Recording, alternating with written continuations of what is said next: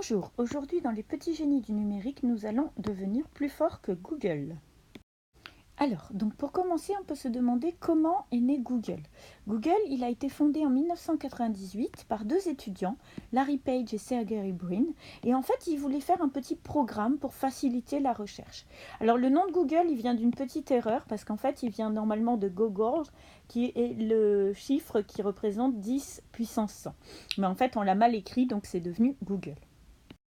Google, maintenant, c'est une entreprise. Il y a quelques années, elle a changé de nom. Elle s'appelle Google Alphabet parce que chaque produit Google correspondra à une lettre de l'alphabet.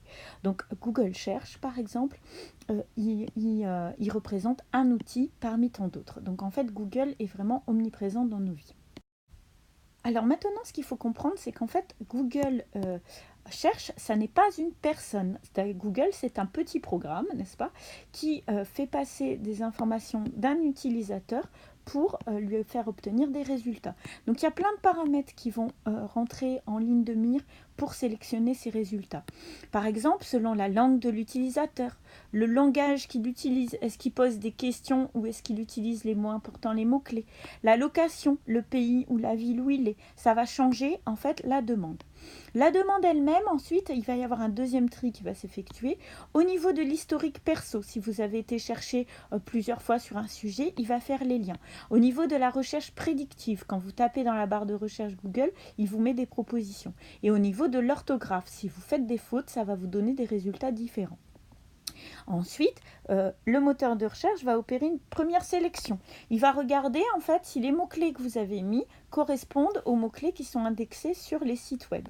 Et ensuite, il va faire un tri avec les recherches les plus demandées. Alors là où c'est intéressant, là où il faut se poser des questions, c'est le classement, parce que les résultats, ils viennent classer.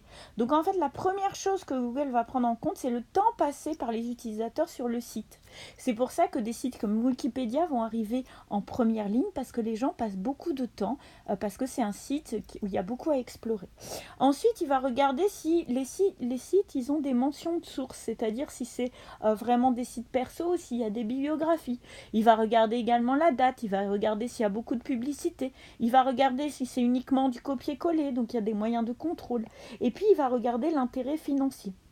Google a tout intérêt à placer ses produits avant ceux des autres. Et enfin, il va vous donner les résultats.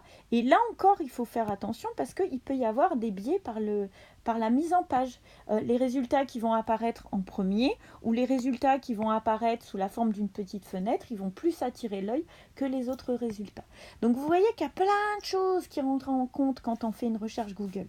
Il ne s'agit pas de tout changer, mais il s'agit d'avoir des petites astuces pour justement être plus fort que le logiciel. La première chose qui peut paraître logique, c'est d'essayer de traduire le sujet. C'est-à-dire que ça ne sert à rien de faire le copier-coller d'une question. Il vaut mieux utiliser des mots-clés, il vaut mieux utiliser des combinaisons. Il faut regarder un petit peu ce que Google Prédictif nous propose, mais en même temps, il faut faire attention. Il faut avoir une idée de son sujet. C'est pour ça que quand on fait une recherche, il faut d'abord cerner son sujet.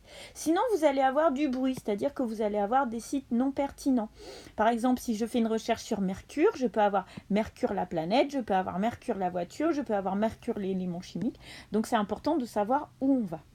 Donc, deuxième chose, essayer d'utiliser des mots-clés différents, faire attention à l'orthographe, parce que selon qu'on mette les accents ou qu'on fasse une faute, Google est capable de corriger, mais en même temps, c'est pas tout à fait, on ne va pas obtenir tout à fait les mêmes résultats.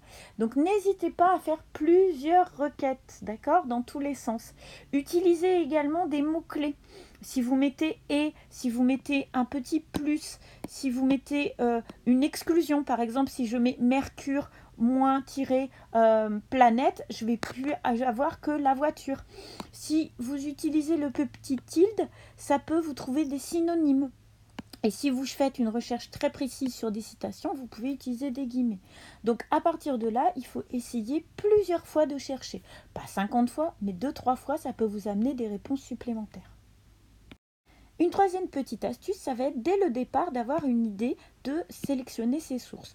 Donc soit on peut aller directement sur un site, alors on tape site et le moteur de sa recherche, soit on peut taper par support, on peut taper file type PDF, soit on peut taper des mots dans le titre, in title, et le mot. On peut également, c'est aussi simple, on peut également utiliser les onglets qui sont sur le moteur de recherche Google. Donc par exemple, on va être capable de chercher soit tous les résultats, soit les résultats dans l'actualité, les images, des fois ça peut être intéressant. On peut avoir également des vidéos, enfin on peut vraiment chercher par support. Donc là, ça vaut le coup de se poser la question. Quatrième astuce qui peut paraître bête, mais qu'il est important de redire, aller plus loin que la première page et les 3 premiers sites. Souvent, il y a beaucoup de sites intéressants en page 2 de la recherche Google. Quand vous faites une recherche, il y a des millions de sites. Là, si je cherche sur Google, j'ai 12 millions de sites. Donc, l'idée, c'est d'essayer d'aller voir les autres sites, de ne pas vous laisser avoir justement par ce qu'on veut vous montrer. D'ailleurs, souvent au début, c'est des sites qui vont être des sites commerciaux ou c'est des sites qui vont être les plus fréquentés comme Wikipédia, Amazon, etc. Donc essayez de trouver les plus petits sites mais qui seront peut-être plus pertinents. Alors enfin, il existe des outils secrets de Google. Donc l'un d'entre eux, qui est très très intéressant d'utiliser, c'est la recherche avancée. Donc là, par exemple, si vous allez dans les paramètres de recherche, ici, vous pouvez avoir la recherche avancée. Et ça, c'est très intéressant parce que qu'est-ce que c'est que la recherche avancée en fait? La recherche avancée, là, vous avez toutes les astuces que je vous ai dit. Vous pouvez trouver par mot, vous pouvez trouver par groupe de mots, vous pouvez trouver par nombre. Vous pouvez affiner par langue, par région, par site directement, par les termes où est-ce qu'ils apparaissent. Donc là, vous avez plein d'astuces qui sont intéressantes à utiliser.